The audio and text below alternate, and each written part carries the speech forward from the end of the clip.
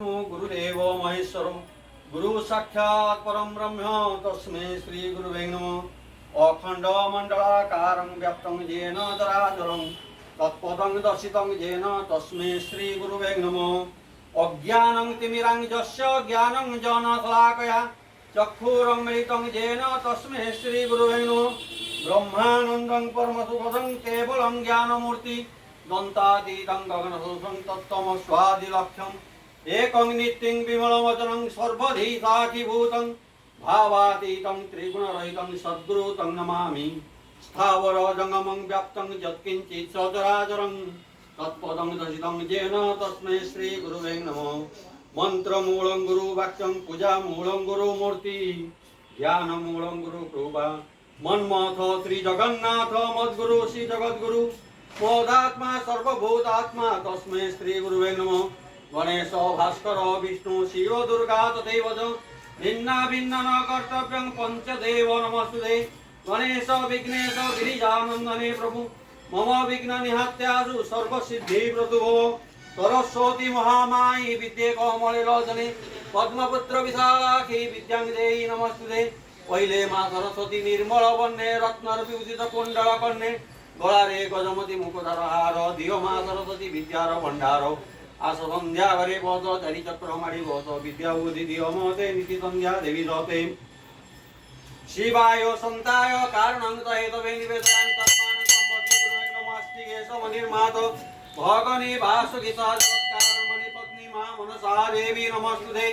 शान्ताकारं भुजगशयनं पद्मनाभं सुरेक्षणं विश्वाधारं गगनसदृशं मेघवर्णं शुभांगं लक्ष्मीकान्तं कमलानयनं योगिवीर्धारगम्यं वंदे विष्णु वैभवं सर्वलोकैकनाथो जगन्नाथ स्वामी नयवसगामि भवद्मे।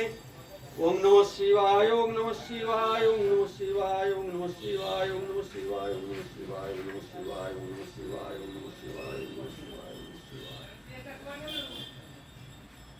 हनुमान चालीसार ओडिया भावार्थ श्री गुरु चरण सरोज रज निज मन मुकुरु सुधारी बर रघुवर विमल जसु हृदय कुबल चारी बुद्धिहीन तनु जानिके सुमरी पवन कुमार बल बुद्धि विद्या देऊ मई हरेऊ कलेश विकार। श्री गुरुं चरण रेणु रे मो मन को परिष्कार करी श्री रघुवीर त्रुटि शून्य जश को वंदना करुअछि जा भक्त को धर्म अर्थ काम मोक्ष फल प्रदान करिथाय। हे पवन पुत्र मु आपण को स्मरण करुछि आपण मते बल बुद्धि विद्या प्रदान करंतु मोर समस्त दुख कष्ट दूर करंतु। जय हनुमान ज्ञान गुण सागर जय कपीश तौ लोक उजागर रामदूत तुलित बल धामा अंजनी पुत्र पवन सुत नामा। भावार्थ ज्ञान गुण सागर प्रभु हनुमानंकर जय हेउ तीन लोक रे आपनकर जस प्रचारित हेउ। हे रामदूत आपण असीम बलशाली आपण माता अंजनी पिता पवन वन पुत्र रूप रे ख्यात कंचन वरण विराज सुबेसा कानन कुंडल कुंचित केसा। भावार्थ हे महावीर प्रबल पराक्रमशाली बजरंग बली आपण को बुद्धियुक्त व्यक्ति को त्याग करी सुबुद्धियुक्त व्यक्ति को सहायता करती आपनकर अंग तेजमय सुवर्ण समान कर्णरे कुंडल कुंचित केशरे आपण आहुरी सुशोभित प्रतीत होती हाथ वज्र ध्वजा विराजे कांधे मोजे जनौज साजे शंकर सुवन केसरी नंदन तेज प्रताप महाजगवंदन आपण हाथ रे वज्र ध्वजा अछि कांधरे कुश उपवीत शोभा पाउछि आपण साक्षात शंकर अवतार राजा केसरी नंदन आपणकर तेज प्रताप सारा जगत रे वंदनीय।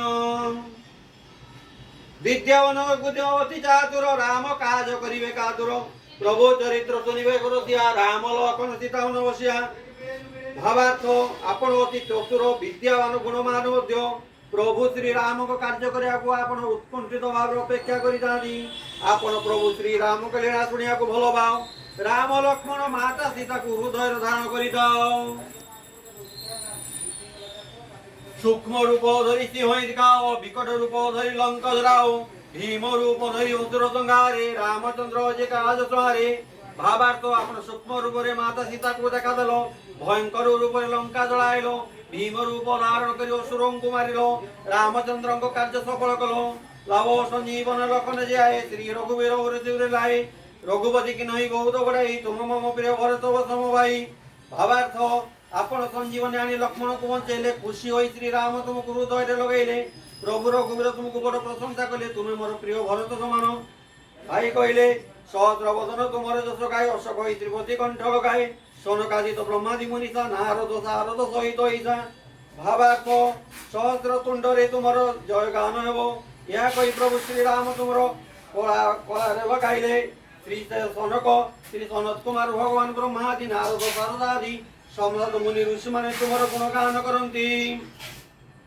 जम कुबेर दिक्पाल जहादे कवि कवि जो कही सके कहादे तुम उपकार सुग्रीवई कि ना राम मिलाय राजपद दिना भावार्थ जम कुबेर समस्त दिक्पाल कवि विद्वान तुम जस संपूर्ण वंदना करि पारिबे नाही बानर राजा सुग्रीव को उपकार करदिलो प्रभु राम को साथी मिसई राजपद देइदिलो तुम्हारे मंत्र विभीषण माना लंकेश्वर भय सब जग जाना जुग सहस्र योजन परवानु लील्य तय मद्रपल जानू भावार्थ तुमर मंत्र को विभीषण मानिले ओ लंकेश्वर होइदिले समस्त जगत जाने सहस्र जुग योजन दूर सूर्य पाखे पहुंची मीठा फल भावी आपण ताको खाई दे दिल प्रभु मुद्रिका मिली मुख माई जल दिल की गए अचरत नहीं दुर्गम काज जगत की जय दे सुगम अनुग्रह तुम दे दे भावार्थ प्रभु को मुद्रिका को मुखर रखी समुद्र पारी हेलो आपण को पकेता कौन से असाध्य कार्य नुह जगतर जेते कठिन रु कठिन कार्य आपण को अनुग्रह रु सहज होइथाए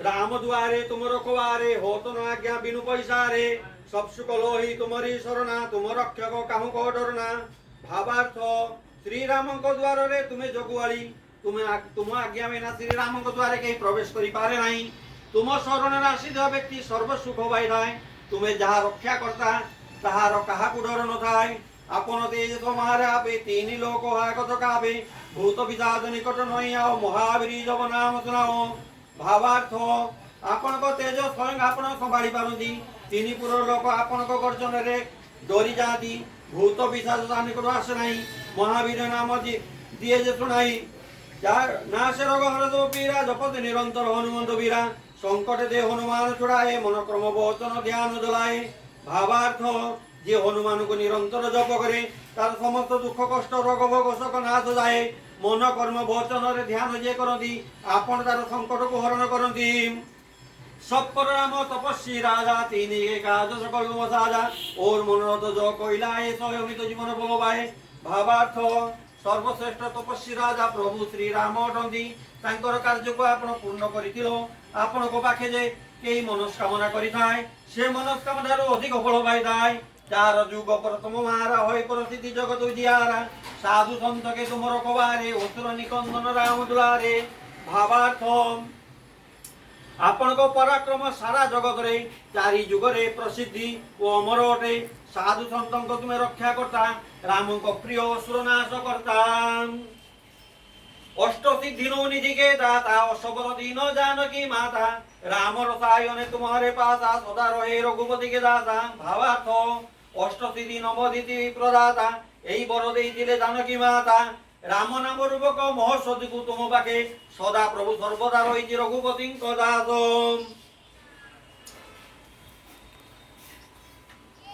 तुम्हारे भजने राम के पाए जन्म जन्म के दुख विसराय अंत काल रघुपुर जाई जहाँ जन्म रि भक्त कहाई भावार्थ तुम्हारी भजन राम मिलता जन्म जन्म दुख हुए हरण होता आपण को कृपारु प्राणी शेष समय श्रेष्ठ पुर रघुपति पुर जाए जोटी जन्म नेले हरि भक्त रूपे ख्याति पाए और देवता चित्त न धरई हनुमंत से सर्व सुख करई संकट कटे मटे सब वीरा जय तुम्हारी हनुमंत बलवीरा भावार्थ अन्य देवता पाके मन न दे हनुमान को मन देले समस्त सुख मिलई संकट हरण हुए सब कष्ट मुक्त मिले जी सुमरणा करे हनुमान को जस कीर्ति को जय जय जय हनुमान गोसाई कृपा करो देव की नहीं जो शत बार पाठ कर कही छुटई बंदी महासुख होई भावार्थ जय जय जय हनुमान गोसाई कृपा करे शिष्य उपरे गुरुदेवंकर भଳି जो व्यक्ति प्रतिदिन 100 बार पाठ कर चलीसा संसार बंधन मुक्त हो परम शांति प्राप्त हुए। जो यो पढ़े हनुमान चालीसा होए सिद्धि साखी करीसा तुलसीदास सदाहरि तेरा काज नाथ हृदय तेरा भावार्थ। जो व्यक्ति पाठ करे हनुमान चालीसा तार समस्त कार्य सफल हुए। भगवान शंकर एथिपाई साक्षी अटंती। तुलसीदास सदा हरिदास होई रहिले आपण ताकु हृदय रे नित्य करंतु वास करंती। पवन तनय संकट हरण मंगल मूर्ति रूप राम लखन सीता सहित हृदय वसु स्वरूप भावार्थ। हे पवन पुत्र संकट हरणकारी मंगलमय मूर्ति राम लक्ष्मण सीता सहित मो हृदय कर नित्य वास। एबे विचार करिबा सतरे कौन हनुमान जी आज पर्यंत जीवित अछंती? यार उत्तर है हाँ जीवित अछंती। कारण तांकु माता सीता अमर वर प्रदान करिसंती। से प्रलय समय जाए एई पृथ्वी रे रहिबे यार तीनोटी प्रमाण अछि। एक नंबर द्वापर युगर शेष रे होइथिबा महाभारत युद्ध रे श्रीकृष्ण भगवान को अनुरोध क्रमे हनुमान सूक्ष्म रूपे रही अर्जुन रथर सुरक्षा करथिले। जदि से सुरक्षा करि न थाते कर्ण सहजरे विजय लाभ करि पारथांदा। नंबर 2 कली युगरे तुलसीदास को निजर दिव्य रूप दर्शन देथिबारु हनुमान चालीसा रे हनुमान भगवान को रूप रेख गुणर अविकल वंदना होइछि। नंबर 3 नासा किछि वैज्ञानिक श्रीलंका जाई किछि आदिम आदिवासी सूचना पाइथिला जे रामायण काल हनुमान प्रति 41 वर्ष रे थरे आसी से आदिवासी गोष्ठीर लोक मानकु आत्मज्ञान प्रदान करितांती। आज मध्य राम कथा हेउतुवा स्थान रे हनुमान भगवान छद्मवेश आसी राम कथा शुणती आ बेले बेले निजर उपस्थित लोक संकेत माध्यम रे जणाती। श्री राम जय जय राम संकट मोचन जय हनुमान। श्री राम जय राम संकट मोचन जय हनुमान। श्री राम जय राम संकट मोचन जय हनुमान। एबे जानिबा पंचमुखी हनुमान को विषय। हनुमान को पंचमुख रूप धारण करिया पछरे एक दीर्घ कथा अछि। लंका युद्ध समय रे रावण तांको भाई महिरावण को आह्वान करिथिले जे राम एवं लक्ष्मण को चोरी करी पाताल लोक को नहीं जाइथिले। महिरावण राम एवं लक्ष्मण को बलि देबा पई प्रस्तुति नेउथिले। एही विपदरु रक्षा करिया पई हनुमान निकुंभला नगरी रे पहुंचिले। विभीषण को उपदेश रे हनुमान जानिले जे ओही रावण एवं महिरावण को विनाश पई 5टी दीप को एका संगरे लिभाइबा दरकार। एही 5टी दीप को एका संगरे लिभाइतिबा दुस्साध्य दिला। तेणु हनुमान पंचमुख रूप धारण करथिले। एही मुख गुडी कहउची हनुमान, बराह, नरसिंह, गरुड़ और हयग्रीव। यही रूप धारण करी से 5टी दीप को एका संगरे लिभाइबारे सक्षम होई राम लक्ष्मण को उद्धार करथिले। सारांश हनुमान को पंचमुख धारण करिवार मूल उद्देश्य थिला राम एवं लक्ष्मण को ओही रावण एवं महिरावण बलि बंचाइबा। जहा पई से पंचमुख धारण करी 5टी दीप को एका संगरे लिभाई दिले। ओं भीमस्वापी रणेवंग मुनिरोपी मति भ्रम यदि शुद्धं मशुद्धं मा मम दोष न विद्यते। कटिंग कर